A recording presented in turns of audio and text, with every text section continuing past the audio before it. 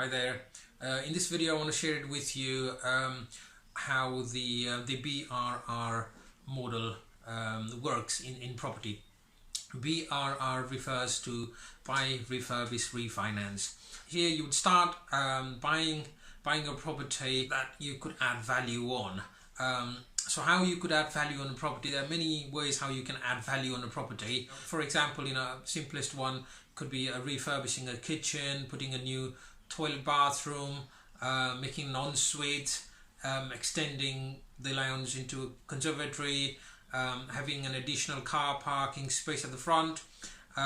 It could be extending the lease, sorting out any legal problems. If there was any legal problems on the property, sorting out that problem could add value. Having a planning permission for an extension or an extra bedroom, these are all adding value. Bigger the problem you're solving, the lower the price you're buying at, or bigger the discount you're buying at.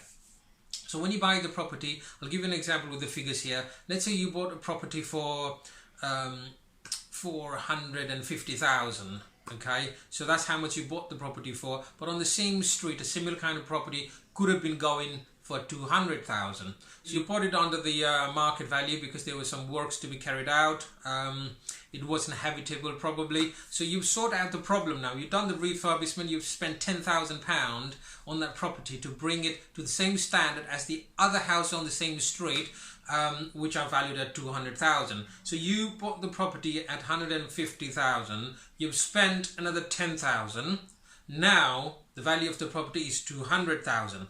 Now if you approach a bank and a lender, they are quite happy to actually lend you 75% of the value of the property. Okay, so 75% of 200,000 is 150,000. So now you can pull out 150,000 from the bank from that property. Okay, and that's how much you bought the property for, 150,000.